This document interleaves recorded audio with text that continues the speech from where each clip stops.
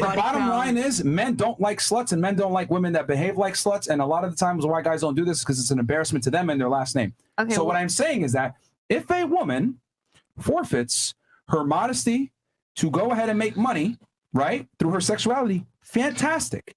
But you are no longer in a leveraged position to demand monogamy from a man. That's what I'm saying. And a lot of guys will feel that way, whether they tell you to your face or not. Maybe they'll step out and go fuck another bitch and tell you about it, say, I'm going to go smash some other girls because you're being on OnlyFans, or they're going to do it and not tell you. The point is that men are going to feel some type of way about their woman being involved in sex work, period. Okay, well, that's so I'm going back to the original claim. The stats do not show that women who are sluts or have high body counts are less likely to get married. That means men are just as likely to marry you if you're a slut than if not. Maybe not each individual man. But do you know why? If you told every single man your body count up front, they'll question, you know what? This is worth it. And as well, let's say you don't tell them the exact body count, you tell them like something that's reasonably like, I would say high. Do people really ask that? Is that no, a real they question? don't. But if you told them up front, they'll question whether they want to be with you or not. 100%. Okay, well, all I'm saying is the stats do not show that lifetime partners has any effect on your likelihood of getting married. That's the stats. Well, why have marriage rates been plummeting then? Why are less men because married? Of body count, apparently. That could be a part of it. I don't think no, but I'm telling because you're looking at it like, okay, so your ability, you having your body count doesn't affect your ability to get married. But what I'm arguing is that why are marriage rates plummeting? Because you're saying because of body count. Well, there's where's you getting that? That's making a guess. Hold on. There's a multitude. This is a multifaceted situation why marriage rates are plummeting. Yes. But I would argue that feminism, women being sexually empowered, women being more promiscuous than ever been before, women acting more like men than they ever have before, all these things contribute to the degradation of the institution of marriage. Yeah, maybe. We don't know, but we also why else would it be then? Because women have more opportunity, they have more ability to work, so they don't need men. They don't need they don't need men, and that's good. That means less relationships with shitty people. Not necessary. You agree? You said literally that's what I said. I said feminism. That women are more likely to leave shitty situations and abusive situations. So that's great. Yeah, great, wonderful. But marriage rates have plummeted as a result of that. But not because of body count. Not necessarily.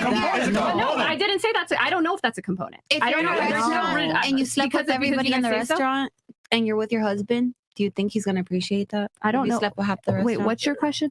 I'm saying, like, if you sleep with a lot of people and you're with somebody, he's not going to want to be with somebody that's fucked. So that's everybody. why he says women initiate the divorces anyway. So he's not initiating the divorce. So they're not doing it because of body count. I'm saying, like, wouldn't men initiate it then? See, here's the thing. Like I said before, it's a very complex situation. It's multifaceted. I appreciate you saying that. Yeah. So we can say, I'm saying body count is a contributor to it, but there's a multitude of other reasons. How is it a contributor? Can you explain that? How is it a contributor? Okay. Thanks to feminism, women have become empowered to make their own decisions when it comes to a variety of things in their life, whether it's partners, career choices, etc. All of this, and then you add in the internet, you add in dating apps, you add Instagram, etc. All this is effectively done is increase the opportunities and options for women in the sexual marketplace. Would you agree? But for guys, women are way less likely to get. Would you agree to that? Yes, but I don't think that means that that's what's causing the divorces. Women are less likely to be repartnered than men after divorce. That's a stat that's been replicated. But here's the thing: but they have more to gain after divorce. No, they do far worse. This is something you guys say on your show, and I don't understand how. Like, do people just not check? Women fare off far worse financially, lower standard of living, more likely to be in poverty, more likely to seek government assistance, less likely to repartner. However, men fare off far worse psychologically, more likely to get cancer, more likely to get depression, more likely to have drug and alcohol issues. This has been this is established. If it's so negative, then why are women like just running to get divorced? I think women want to get divorced when they have like an economic, like when they have resources, they're more likely to get divorced. So I agree with you. Now that women have more resources, they're less likely to stay with shitty men or in abusive situations. But I don't think they're like, oh, my body count's high, let me leave. That doesn't make sense. I said that's a component. That's not the only thing. But how is that a component? That's what I would like to know. Like, what percentage of the components? As a byproduct of feminism, women have become more sexually empowered. Therefore, they've had higher, more sexual experiences. So you're saying more sexual experiences leads to a likelihood of more divorce? Because I agree, that's a byproduct of feminism. I just don't think it's that byproduct that's causing the divorces. It's like I said before, it's a bunch of things, but having higher body counts is definitely a part of it. And I don't think it's. But it's I one. think this is how I think it could be a It's part one of it. spoke in a spoke wheel of destruction. This is how I think you may be right. So there's one thing that's really determinant of a long-term relationship. It's something called positive self-delusion. So positive self-delusion is how much you believe that the person you're with is the only person, even though it's not true, that can bring about the feelings of love, warmth, attachment you feel. The more you believe that that person is the only person that can bring it, it's called positive self-delusion. You should look it up. It's a concept in psychology. You're more likely to stay with that person. So yeah, if you've never been with anybody else ever. Who is that more prevalent in, women or men? What do you mean? Both.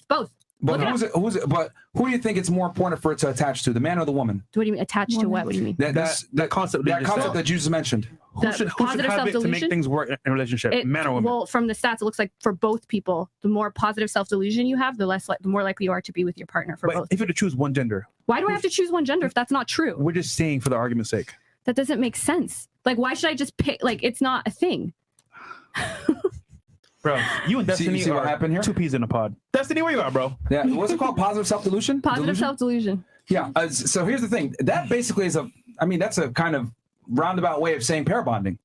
But pair bonding isn't affected by, unless you're looking at, I've looked this up thoroughly, the one study on prairie voles, the rodent, and it's not even replicated on their cousin, and they do lifelong bonds. Human beings don't do lifelong bonds. They even can bond for life if just by cohabitating for 24 hours, and human beings obviously don't do that. A lot of times when their partner dies, they never get, some of them just fucking commit suicide. Like, that's not how human beings, and this is the one study that shows it. There's also, people say that, oh, your oxytocin depletes. That doesn't. Drugs and alcohol can contribute to that. So a lot of times people who are hooking up a lot, they also consume more drugs and alcohol. But this idea that oxytocin depletes the more you, like, one of the biggest releases of oxytocin for women is childbirth. So unless you're saying that a woman loves each subsequent child less, it wouldn't make sense to say that your oxytocin depletes because you've been with multiple people. Women need to attach to a man. It's more important for the woman to attach to the man than the other way around for the relationship to work. It's called pair bonding, not one person. And what you mentioned, and the reason for that is because women lose interest in men far quicker than men lose interest in women. So it's because, and you're saying that because why? Like, why? Do you disagree that women?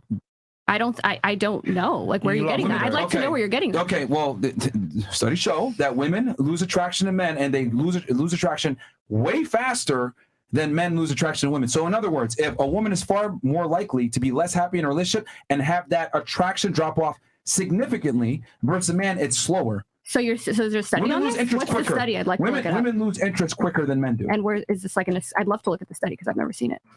It's in our link tree. Google it. And we can pull it up. We got you. But I mean that's just common sense too. Though. Like, who initiates the breakups? Like, women absolutely get bored more than men do. Women need more emotional stimulation than men do to be in a relationship and be attracted to the opposite gender. Men are way easier to please than women. I mean, this is just common sense. What world are you living in? I think now you're just arguing, bro. You just said it's a diverse You can't even agree that women lose attraction faster than men do, and women require far more mental stimulation by your own admission. I need a man that's intelligent and be able to have a whole conversation. Yeah, but the men I like also need a woman to be intelligent. But men don't have the same requirements that women have of men. Some men. Incredible. We have found Destiny's co-host. Bro, this is incredible. I'm telling you, bro. I have a question. What kind of you can't even agree on basic facts. Yeah, go ahead. Don't go to her. Somebody was saying something? Don't go to me. I don't need you guys' clients. I wasn't coming to you. I was asking what kind of law do you I don't want to handle your estate. I mean, if you can't even agree on that basic concept that women lose attraction faster than men do, then I don't know. So you're saying if two people are like madly in love and they're hanging out all the time and they're having a great time, you're saying the woman in that situation is more likely one day to wake up and be like, than the guy? Women lose attraction faster than men do. I honestly haven't looked at the studies on this, and I'm willing to concede that. Yeah, I mean, it's simple if you look at it from a logically sound standpoint. Like, who requires more to be attracted to the opposite gender? Women require more of a man to be attracted to him. Men also. You guys only care about this young, fertile woman, but a lot of men, like lawyers, I can tell you, they want to actually have conversations with women. They don't want women Everyone that are. Isn't a lawyer because they want to fuck you. I understand. Everyone isn't you. Everyone isn't a Miami podcast. They want to fuck you, so they tell you what you fucking want. Globally, not just Miami, by the way. Yeah. And also, are you from Miami? No. But you're here, right? Yeah. So our pool of samples are not from Miami. You keep saying Miami. This right here just proved that you're arguing. You're just arguing in bad faith. You can't even concede that women have far more requirements of men than men have of women. Yeah, tell me why you're getting. So this is what I think about men and women. People tend to like women. Yes, I do. People tend to date people that they get along with, that they both think is funny, intelligent, whatever. And this is what the attraction similarity hypothesis is about. People like people. This is where studies don't adhere to reality a lot of times. A man that is accomplished, that's a somebody, will gladly go out on a date with an 18-year-old that's hot. No, you guys, I'm telling you, in old men. Okay, listen, I do estate planning, right? Incredible. I have clients that are multi-millionaires. I was handling this before I quit. They probably wouldn't have me now. Are you with them all the time? No, but I see the rise. Have you seen their mistresses? No, I mean, they don't bring them in social circles. They take them behind the scenes. Yeah. But I thought you guys were saying a guy will gladly. I heard you guys say a guy will gladly marry a millionaire will gladly marry a girl that works at CVS. I don't know if you guys don't agree. If you guys don't say that now. It's an example of how much disparity. But will they marry them? Because I've done their estate plans. They're not marrying those girls. They're not marrying 18-year-olds. They want younger, hotter. That's the whole point. Yeah, but to a degree. So for instance, I know people who had 40, 50 million. Just argue, I'm not okay, but okay, we can move on. Yeah, I mean, you can't even concede that women require far more of men than men require of women. Can you explain? Since be hot and be available, and you can go ahead and probably get a date with a guy. Holy. On the other hand, the man to get a girl with to get a date with a hot girl, he's got to bring way more to the table. Women expect way more of men than men expect of women. Now, you're taking it to the next level. Marriage. We're not talking about marriage. I'm simply talking about attraction. That was a key word I used earlier. Okay, I'll give you like it's just physical, looking at a girl and thinking she's hot. Yeah, because my first argument was simply this: women lose attraction far quicker than men do. But now we're talking about who's just attracted to each other by looking at each other. You're right. Yes. Men are more attracted to women by looking at them than women are of men. I'll give you that. And not only that, women need mental stimulation. Women need emotional stimulation. A lot of men need mental stimulation too. You guys don't. I agree. You don't need mental stimulation at all. And the women you're around seem very boring because you don't even like being around them.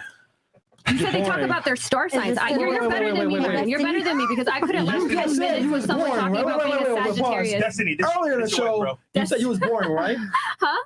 I said I was boring? Yes, you did, in the sense that I don't like to go clubbing. I don't drink. And your OnlyFans is booming, right? Yeah. So men don't care. What do you mean? But I'm boring in the fact that I'm nerdy and a lot of. Off to your content. Wait, what are you saying? Can you please make? Can you put this in? Can you have your premises and your conclusion, please? What he's simply saying is that by your logic, that women have to be interesting. That would not make sense because you have a bunch of people watching your OnlyFans and they don't give a shit about your personality. Yes, but some men like to date women that are also interesting, and I would say a lot of men do that. Some men will say that, but it's not a requirement. Exactly. What do you mean? For some men, it is. A lot of men, it is. A lot of men. That's why the study I showed you, look up necessities and luxury of human mating. Intelligence is a necessity, not a luxury for men and women. Bro. Not a necessity for men. Okay, well, how far in the relationship are you going? Are you talking about marriage or are you talking about a simple relationship? Well, I'm saying like if you're hanging out with each other, if you're going to dinner with each other, first of all, like a lot of the guys I date they would want to sit around a girl that's just 18 sitting there like, hey, that's like you guys seem okay with that. But a lot of men aren't, especially men that are more educated and intelligent. They don't want to hang out with 20-year-olds that are illiterate. They also don't want to sit across the table and argue with a chick all day either.